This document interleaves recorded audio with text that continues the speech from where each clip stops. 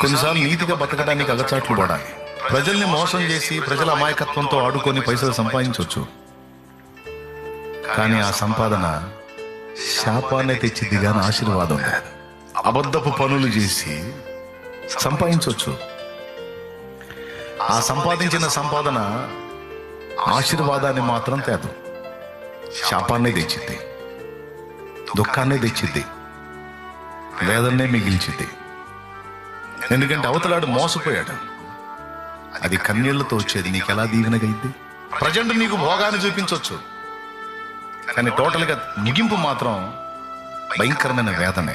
యేసుప్రభు ఒక మాట అన్నాడు, నీతి కొరకు ఆకలి దప్పులు గలవారు ధన్యులు, వారు తృప్తిపరచబడతారన్నాడు యేసయ్య. మనకు వచ్చిన దానిలో నీతిగా ఎంతన్నారని, మోసం చేస్తే 2000 వచ్చేది, మోసం చేస్తే 5000 వచ్చేది, మోసం చేస్తే 10,000 వచ్చేది. నీతిగా కష్టపడితే 700 రాని, కడుపు కొట్టి ఒక నోరు కొట్టి నేను సంపాదించేది నాకొద్దు, లాభమో నష్టమో నాకు వచ్చి 700, 1000 రూపాయలు, 900, 800, 600, 700 చాలు తండ్రి, ఇందులోనే నా భార్య పిల్లలకి అంతా ఏర్పాటు చేసుకుంటాను, లేకపోతే పస్తుంటాను. కానీ నీతి మాలి ఒకడిని మోసం చేసి ఒకడి కడుపు కొట్టి ఒకటి నోరు కొట్టి నేను అర్పాయించుకునేటువంటి నీచ ప్రవృత్తిలోకి నన్ను ఎళ్ళనియొద్దని భక్తి పరులు దేవుని భయం కలిగి అలా నిలబడతారు.